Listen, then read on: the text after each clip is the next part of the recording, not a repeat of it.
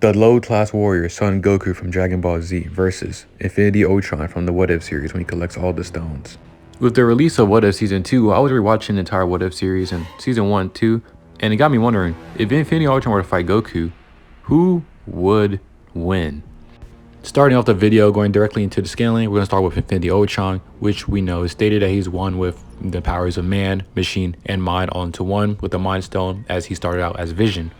It is stated that with the infinite power of the Mind Stone, Ultron began to waste the entire planet after Ultron took over Vision's body and became one with the Mind Stone as well. Right after this, Ultron then leads siege into the Avengers and kills all of them, exploding the entire area around them.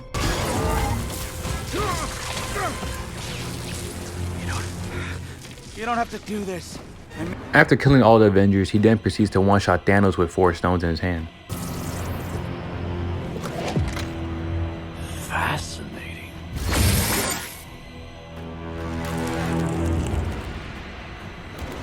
After killing Thanos, he then melts down the Infinity Gauntlet, which is able to contain the power of all the stones. Now that Ultron has gained the power of every Infinity Stone at his disposal, he then goes on to proceed to kill on all life around the universe. Ultron having Infinity Stones is already very impressive off his own. As I stated earlier, just the Mind Stone alone gives Ultron infinite power, which is already a universal level feat.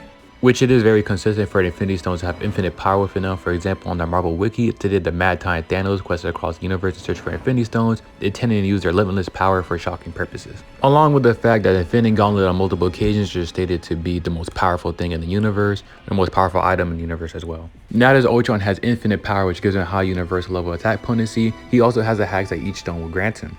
For example, the Mind Stone, which is the one that Ultron originally started with, is stated that the Mind Stone grants the user powered telepathy, telekinesis, high intelligence, dream manipulation, and mind control. The stone is even able to create sentient artificial beings, which is shown when Ultron makes an army of robots.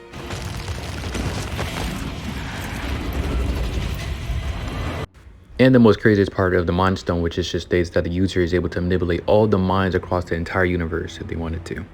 Ultron would also have possession of the Time Stone. The Time Stone grants complete control over time itself. You could stop, rewind time, speed it up, observe visions of the future, etc, etc. Which in the episode What If the Watcher broke his oath, Ultron actually does use the Time Stone to slow down everyone around him and make himself unaffected so he can move around easier.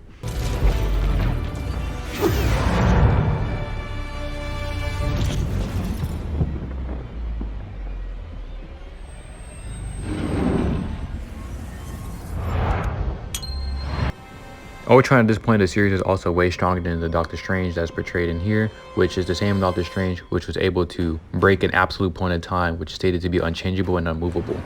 It is stated to break an absolute point in time is an immense amount of power, and Doctor Strange then absorbs other mystical beings which are stated that their powers are not meant for man in order to break the time loop.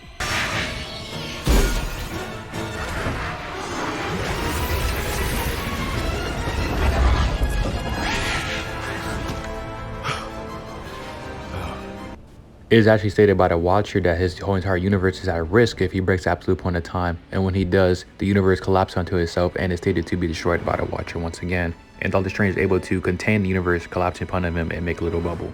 The other Infinity Stones that Ultron possesses, such thing as the Space Stone, grants the user ability to manipulate space in a way that they could teleport across the universe or even to other dimensions, or they can manipulate the laws of gravity and make wormholes regardless of the laws of physics around them. He also possesses the Reality Stone, which, allows him to manipulate reality itself, and powers include making illusions, manipulating environments, and transmutating options, even allowing accessing the realities of alternate universes. Then we have the Soul Stone, which allows the user to manipulate life and death itself, and souls that could be trapped inside the stone, also what's called the Soul's World.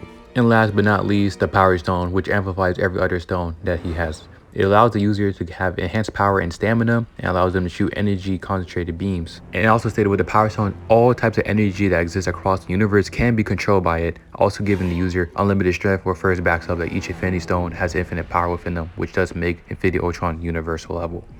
After Ultron finishes going around boloing Asgard, slamming the Guardians of the Galaxies, killing Ego and all of them, he then ascends to a previously unattainable level of consciousness and was able to perceive the Watcher, who exists outside the observable universe. Consciousness. He became aware of another. He became aware of the... I see you. There are universes beyond my own. Even the Watcher, who has stated to be able to see anything that ever happened, ever will happen, ever could happen, could not see Ultron doing this and becoming this strong and this powerful. The Watcher is stated to be our guide throughout the multiverse, through all these vast new realities. It is also stated by the Watcher that history is more than just a linear path, it's a prison of endless possibility where a single choice could branch out to infinite realities and creating alternate worlds. So even someone who could see infinite possibilities and infinite timelines has never perceived or could imagine Ultron becoming this strong. Ultron then eventually breaks into the Watcher's domain between all the multiverses and outside the observable universe. Still hope. Oh no. I found you. When the Watcher questions how Ultron was able to bypass the barriers of the multiverse to get there, he says but anything is possible inside a multiverse. Ultron then goes toe-to-toe with the Watcher himself in hand-to-hand combat and breaks multiple realities during the fight.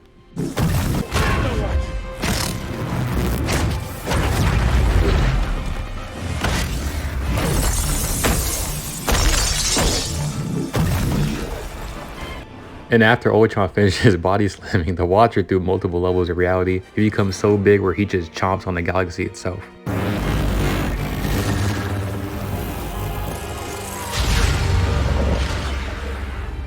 And the Watcher is able to tank this galaxy level attack with no difficulty without any scratches at all. And it's very consistent because later on it stated that Ultron destroyed galaxy with just a thought. And Ultron also states that the boundary of the multiverse is irrelevant to beings like the Watcher and himself. Then he goes on to tell the Watcher that the entire multiverse are at his fingertips, but he spends all his time up there outside the observable universes. This makes sense because earlier when Doctor Strange was about to be crushed by the universe, he says that the Watcher could fix it if he wanted to, but the Watcher couldn't because he said he can't intervene.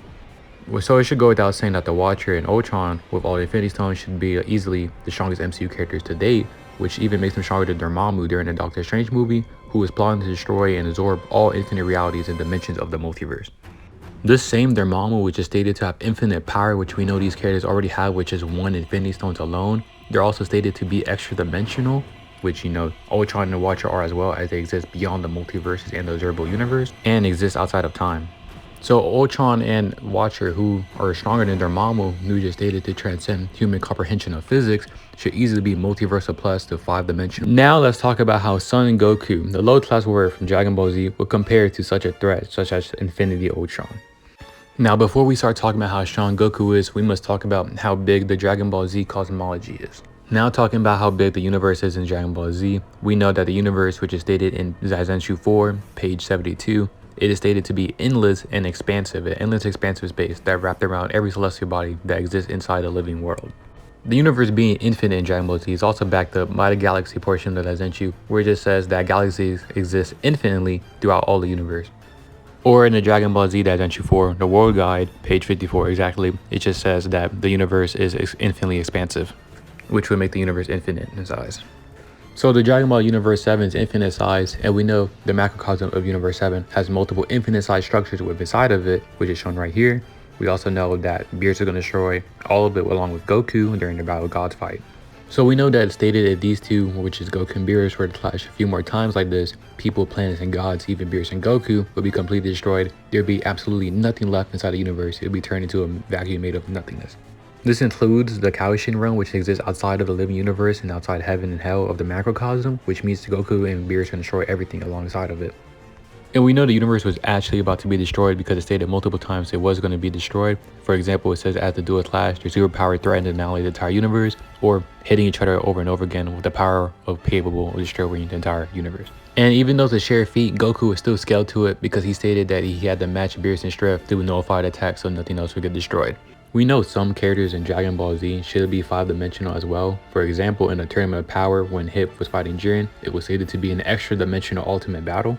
Or another example is, for example, Heaven, aka the Overworld. We know that it's stated to transcend the dimensions that exist below it, which would be the universe and everything inside of it, which is at least 4-dimensional. So by virtue, it would make Heaven 5-dimensional. Or during the Dragon Ball Z Broly movie, where it stated that the battle was a fight that's beyond time and space itself, when the kanji for it in the Dragon Ball Light novel.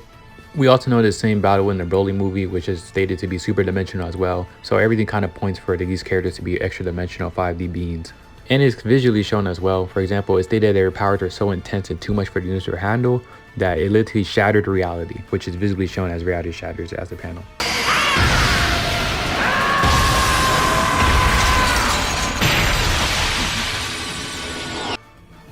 Even though they shot Ki Kamehameha waves and Ki blast each other for that to happen, they also do it again physically with their arms touching each other and why they clash.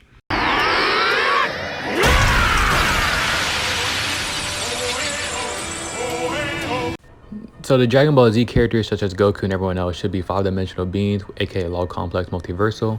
This is very consistent and makes way more sense narratively as well, because we know in the term of power it states that this means Jiren possesses power that transcends time itself, or got one from the Kaioken realm where it says time itself means nothing is Jiren, which means these characters also transcends time.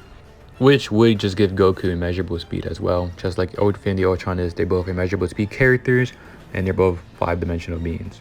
With this being said, since they're both immeasurable speed characters, and by definition immeasurable speed characters are characters that transcend time, this means that the time hacks that Infinity Ultron has wouldn't work on Goku, as Goku have an inherent resistance to it as he transcends time itself. The Reality Stone shouldn't do anything to Goku, as it didn't work on the Watcher, who is also unbound by the boundaries of the multiverse, and Goku is the same thing as well, but in power.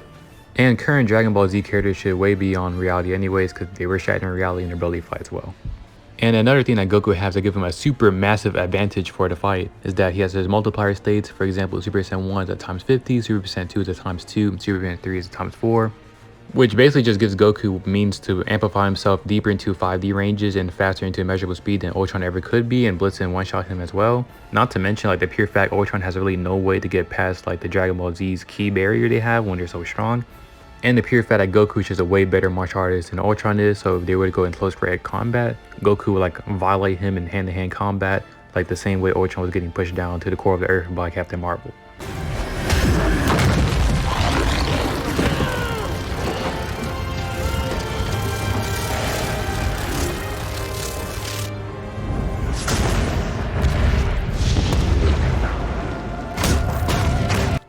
So in conclusion, Ultron has real no way of winning this at all. Goku's just too fast and too strong. He can't get past the key barriers, and he's a way worse fighter. Therefore, Goku will win the matchup. I hope everyone enjoyed the video. Leave a like and don't forget to subscribe. Helps out a lot and it keeps the channel pushing for more content to come out. Comment down below if any other matchups you guys would like to see. And remember to check the community polls, because there's our potential matchups that I will be making in the near future.